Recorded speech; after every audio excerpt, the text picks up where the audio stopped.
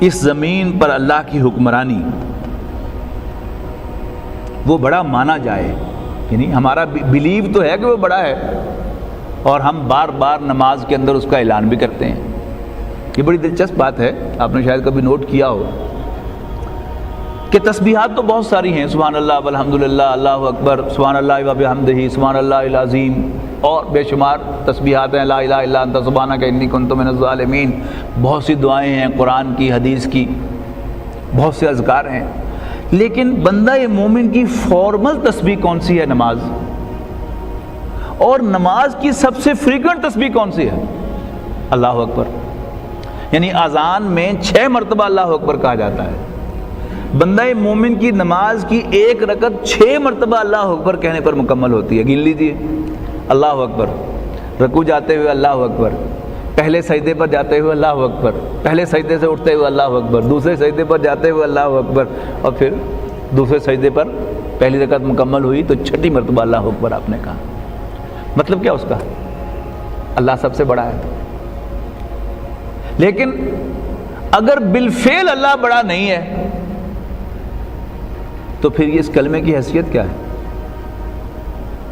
Is it true یا یہ جھوٹ ہے؟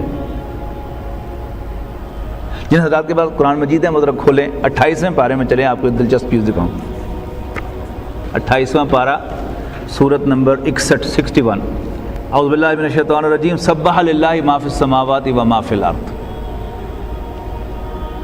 آسمانوں اور زمین کی ہر شے اللہ کی تسبیح کرتی ہے۔ وہو العزیز الحکیم، اور وہ بالادست آل مائٹی، حکمت والا ہے۔ اب غور سے پڑھتے جائیے ان 4 آیات کو۔ وہ آ رہی تھی نا بات کہ جی ٹیسٹ ہونا چاہیے، اب ایک ٹیسٹ ہے آپ کا۔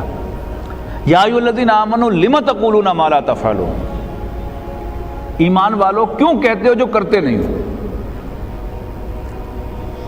کبر مقتا عند اللہ ان تقولوا ما لا تفعلون، اللہ کے غصے کو بھڑکا دینے والی بات ہے کہ تم وہ کہو جو کرتے نہیں ہو۔ 4تھی آیت پڑھیے، ان اللہ یحب الذین یقاتلون فی سبیلہ صفا کانہم بنیان مرصوص، اللہ کو تو وہ بندے پسند ہیں کہ جو سیسا پرائی ہوئی دیوار کی طرح صف باندھ کر اللہ کے راستے میں لڑتے ہیں۔ یعنی اگر تم اللہ کے لیے لڑتے ہو اللہ کو بڑا کرنے کے لیے تو اللہ کو تم پر پیار آتا ہے۔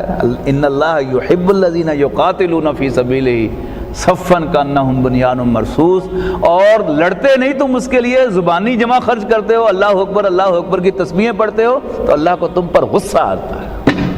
میرے خیال کے مطابق علامہ اقبال کی جو 2 مشہور رباعیاں ہیں وہ انہی 4 آیات سے ماخوذ ہیں کہ یا وسعت افلاک میں تکبیر مسلسل، یا خاک کی آغوش میں تسبیح و مناجات، وہ مذہب مردان خود آگاہ، مردان خود آگاہ، سیلف کانشیس، خدا مست، اور یہ مذہب ملا و نباتات و جمادات، نباتات پلانٹس اور جمادات dead metre.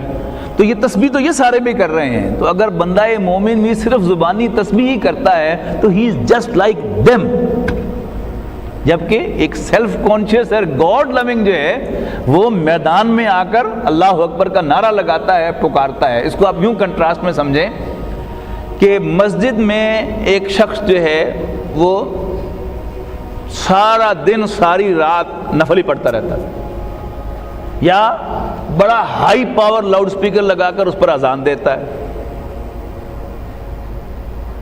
Does it have any effect? No. 4 آدمی سڑک پر نکل کر اللہ اکبر کا نعرہ لگائیں تو وائٹ ہاؤس بھی کانپتا ہے کہ نہیں کانپتا؟ That is a difference. اس لیے کہ وہ چیلنج کر رہا ہے نا، جو سڑک پہ آ کے اللہ اکبر کا نعرہ لگا رہا ہے وہ چیلنج کر رہا ہے تو وائٹ ہاؤس اس سے کانپتا ہے۔ یہاں جو مرضی آپ جتنے مرضی آپ تکبیریں پڑھتے رہیں، اس سے کچھ نہیں ہوتا۔ اور دوسری جو ان کی ربائی ہے وہ ذرا آسان ہے، یہ ذرا تھوڑی سی مشکل ہے۔ پرواز ہے دونوں کی اسی ایک فضا میں، کرگس کا جہاں اور ہے شاہی کا جہاں اور۔ الفاظ و معنی میں تفاوت نہیں، لیکن ملا کی اذاں اور مجاہد کی اذاں اور۔ مجاہد کی زبان پر کلمہ اللہ اکبر سچا کلمہ ہے، اور ایک عام تسمیہ پڑھنے والے مسلمان مولوی تو ایک سمبل کے طور پہ کہا ہے نا، اس کی زبان پر اللہ اکبر کی تسبیح کیا ہے؟ جھوٹ ہے۔ اس پر اللہ کو غصہ آتا ہے، اس پر اللہ کو پیار آتا ہے۔ یہ ہے دونوں آیتوں کا کنٹراسٹ۔ تو وَلِتُكَبِّرُوا اللَّهَ عَلَىٰ مَا هَدَاكُمْ، یعنی تم گنتی کو پورا کرو، اور وَلِتُكَبِّرُوا اللَّهَ عَلَىٰ مَا هَدَاكُمْ، اور اللہ تعالیٰ نے جو تمہیں قرآن مجید کی شکل میں ہدایت عطا فرمائی ہے اس پر اللہ کا شکر ادا کرو، اللہ کو بڑا کرو، وَلَعَلَّكُمْ تَشْكُرُونَ، تاکہ تم شکر گزار بن جاؤ۔ یعنی اللہ تعالیٰ نے جو قرآن مجید کی شکل میں ہدایت بخشی ہے اس کا شکرانہ کیا ہے؟ زمین پر اللہ تعالیٰ کی ہدایت کو نافذ کرنا۔ اللہ تعالیٰ نے جو احکام دیے ہیں ان کو نافذ کرو، ثابت کرو کہ اللہ بڑا ہے، اس کا حکم چلنا چاہیے۔ اس کی جو جد و جہد ہے اور اس میں اپنی جان لڑانا، جان کی قربانی کرنا، اس پر اللہ تعالیٰ جو ہے وہ خوش ہوتا ہے۔ اچھا، پھر اس رکوع کے بعد اگلا رکوع دیکھیے، آیت نمبر 189 ہے، 89، یسألونک عن الأہلہ، یہ آپ سے چاند کے گھٹنے بڑھنے کے بارے میں پوچھتے ہیں، ہلالوں کے بارے میں۔ قل ہی مواقیت للناس والحج، کہہ دو کہ یہ لوگوں کے لیے کیلنڈر ہے اور حج کا تعین کرنے کا ایک ذریعہ ہے۔ وَلَيْسَ الْبِرُّ بِأَن تَأْتُوا الْبُيُوتَ مِن ظُهُورِهَا وَلَكِنَّ الْبِرَّ مَنِ اتَّقَىٰ، یہ ایک بدعت تھی جس کا یہاں پر ذکر کر دیا۔ وَأْتُوا الْبُيُوتَ مِنْ أَبْوَابِهَا وَاتَّقُوا اللَّهَ لَعَلَّكُمْ تُفْلِحُونَ۔ آگے چلیے آیت نمبر 190 دیکھیے، وَقَاتِلُوا فِي سَبِيلِ اللَّهِ الَّذِينَ يُقَاتِلُونَكُمْ، اور اللہ کے راستے میں لڑو ان سے جو تم سے لڑتے ہیں۔ وَلَا تَعْتَدُوا، البتہ زیادتی نہ کرو، إِنَّ اللَّهَ يُحِبُّ الْمُعْتَدِينَ، بے شک اللہ تعالیٰ پسند کرتا ہے، نہیں پسند کرتا، نہیں دوست رکھتا زیادتی کرنے والوں کو۔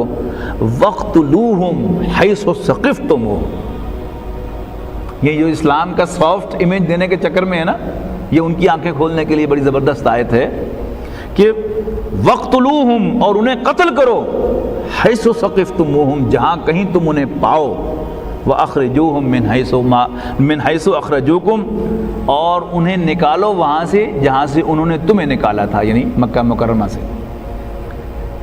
وَالْفِتْنَةُ أَشَدُّ مِنَ الْقَتْلِ، اور فتنہ و فساد، فتنہ کیا ہے؟ یعنی اللہ تعالیٰ کی حکمرانی کو چیلنج کرنا، اس زمین پر سب سے بڑا فتنہ اور فساد ہے۔ وَالْفِتْنَةُ أَشَدُّ مِنَ الْقَتْلِ، یہ کیوں کہا گیا کہ ایک نیک شریف آدمی جو ہوتا ہے نا، اس کے اندر قتل سے ایک نفرت ہوتی ہے، یعنی کولڈ بلڈڈ مرڈر سے۔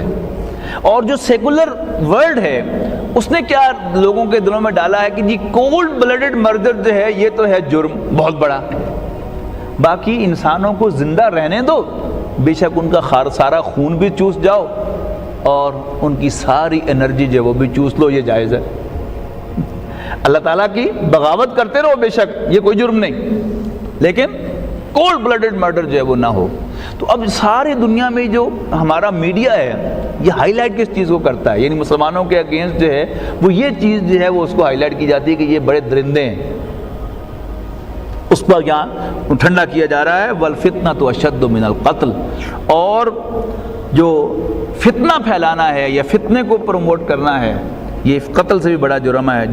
وَلَا تُقَاتِلُوهُمْ عِنْدَ الْمَسْجِدِ الْحَرَامِ، اور مت جنگ کرنا مسجد حرام کے پاس، حتیٰ یقاتلوکم فی، یہاں تک کہ وہ خود تم سے جنگ کریں۔ اب کافروں کی مرضی کیا تھی کہ ہم تو ان کے حضرت سمیہ کو بھی قتل کر دیں مسجد حرام کے پاس، اور یاسر کو بھی قتل کر دیں، اور باقی سب پر بھی زیادتی کریں، اور اگر مسلمان ہتھیار اٹھانے لگے کہ ہم کہیں لو دیکھو یہ دیندار بنے پھرتے ہیں اس کا یہاں پر جواب دے دیا گیا۔ فَإِن قَاتَلُوكُمْ، پھر اگر وہ تم سے اس ویسینٹی میں بھی لڑیں، فَاقْتُلُوهُمْ، تو پھر تم انہیں بھی قتل کرو، كَذَلِكَ جَزَاءُ الْكَافِرِينَ، اور یہی بدلہ ہے کافروں کا۔